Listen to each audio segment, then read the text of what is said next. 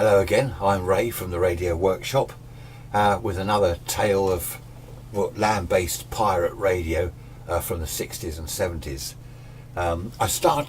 I mentioned in the last video, I think it was the last one, about we had the aerial one side of a river and we were the other side of the river with the coax going under the water from the aerial to the transmitter.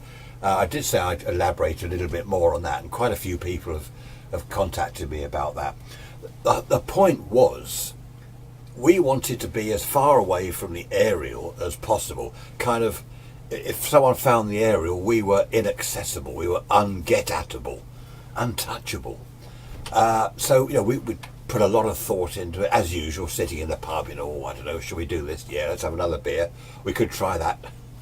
And someone came up with the idea of put the aerial that side of the river. There's two rivers, either where I live, two rivers either side of us. So we chose one, and they said, put the aerial one side, we'll go the other. Coax. Initially, it was coax strung across the river. So we all agreed that was a pretty good idea, and we found the location, and we started planning exactly what we were going to do. The aerial side of the river was basically farmland. There was a farmhouse quite some considerable distance away, and we could actually get into the field without being seen by the farmer if he's looking out of his farmhouse. So what we did, the aerial we decided was going to be vertical. There were no trees or anything. We didn't know where to put an aerial. We couldn't find, I think that's what it was, we couldn't find a suitable location, because this particular river, which is to the west of me, is all surrounded by farmland unless you go sort of way up north, which we didn't want to do. So there was a kind of disused barn, and we thought what we'd do is put the aerial up beside that. Then anyone tracking it down, anyone doing a bit of direction finding, they're going to see the old disused barn, see the aerial, and think, great, we've got the transmitter, it's in the barn. So bear in mind that we're on medium wave. Let's say we're at the end of the medium wave band. Let's say we're on 200 meters. I forget the frequency. Let's say it was 200 meters. If you're going to have a vertical, you want at least a quarter wave, really. So that's 50 meters high. 50 meters. Well, we couldn't do that. We had an old military, telescopic military thing with some guy ropes and stuff. They were cheap enough in those days, kicking around. You could buy them from Practical Wireless or your local army surplus store. I think it was 40 feet, 30 or 40 feet, really, really short, considering the frequency we were on, So we needed a matching unit, some sort of aerial tuning unit at the bottom, which was basically a big coil, a very big coil, and a variable capacitor. And we matched, I think we used 75 ohm TV coax. 50 ohm coax was expensive. TV coax, you could kind of nick that from the workshop. Not me, of course, I hasten to add, not me. We'd previously set all this up elsewhere, not in the field, to make sure everything was all right, make sure the aerial, the tuning unit would match the aerial and the rest of it. We didn't have many radials, because that, would have taken us hours and hours to lay out loads of radials. What we did have, the outer of the coax, we stuck a stake in the ground, and then a wire from that, a wire from the stake to a big old, someone had a big old, these galvanised bath things. Someone had one of those, so we kind of threw it in the river.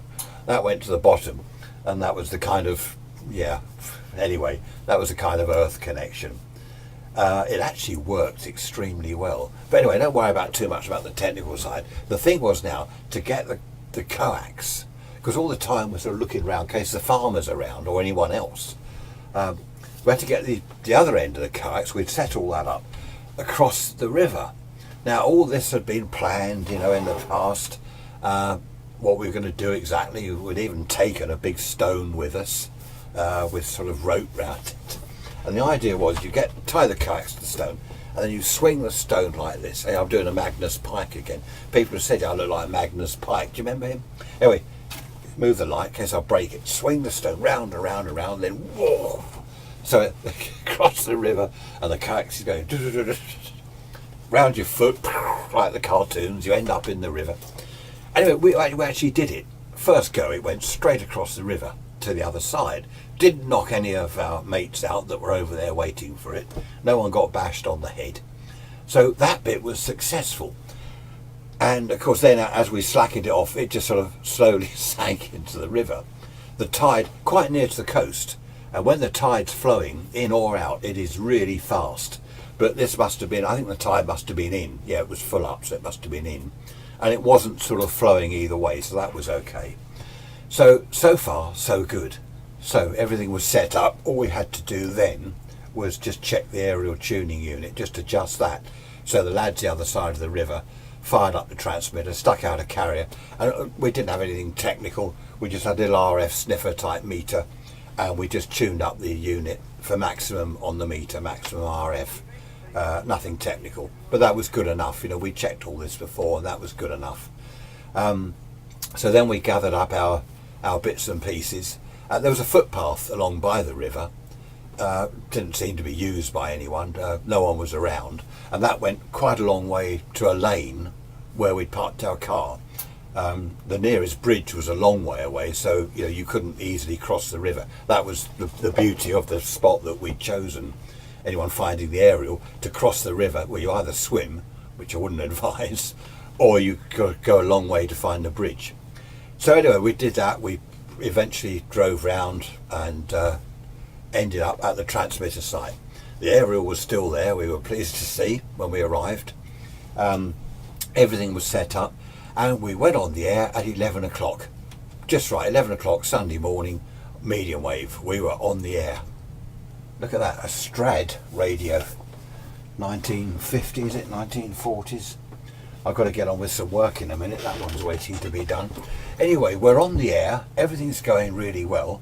And where we were, you know, opposite side of the river to the aerial, there was like a track to a lane. Very difficult to get to because, well, the lane itself was only a mud track, really. And there was a way in and a way out, you know, so if we could see, not that we could see a lot from where we were, but if we did hear a car coming, you know, we could get in our car and drive off, sort of thing. So yeah, it was all going really well. We weren't getting signal reports from anywhere, of course, because we didn't have mobile phones, and you know, it wasn't a phone box nearby. Happy days. So anyway, rather than the GPO turn up, which is what we were expecting, we were hoping they'd turn up the other side of the river, and you know, we would be hiding in the bushes, sniggering, sort of thing. And you know, they'd sort of follow the wire and all this business and realise we're over there, and they were not able to get to us. Okay, they'd nick the aerial and the little matching unit, but that wasn't a problem.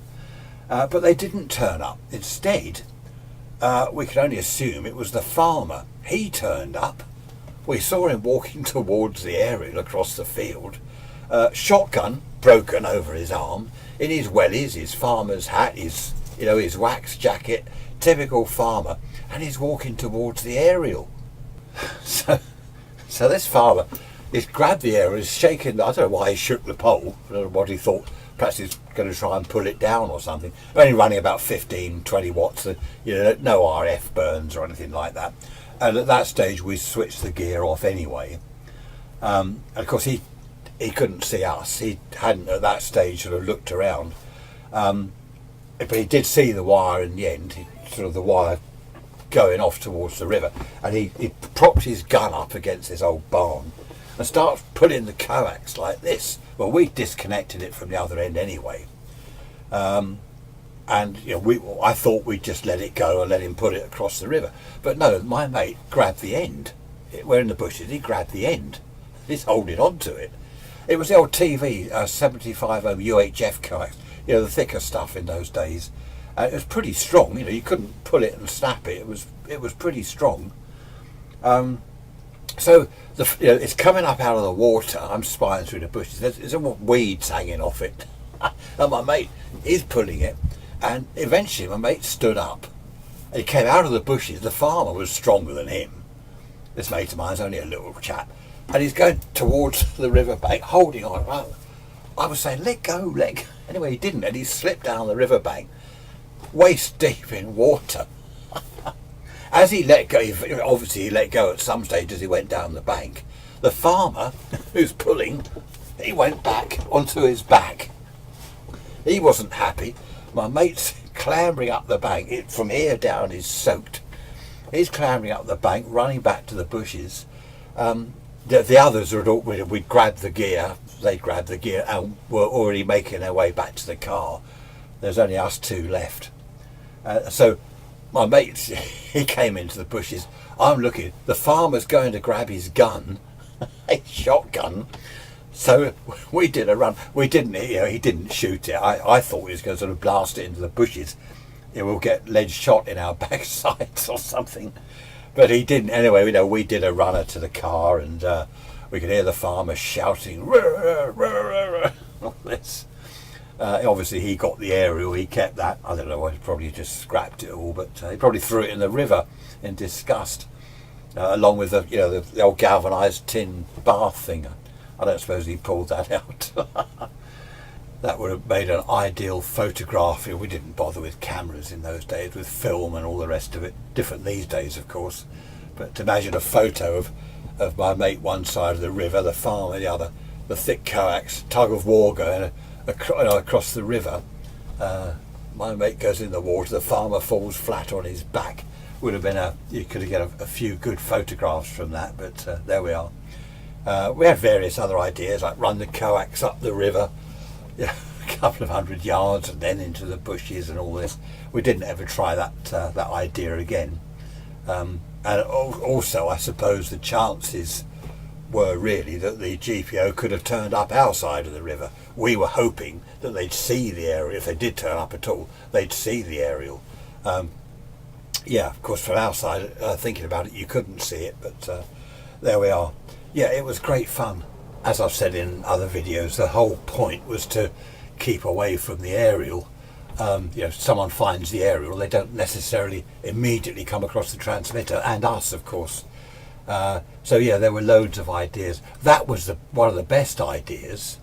That we heard later, the signal wasn't brilliant in town because we were out in the country. We were quite a way away from the town.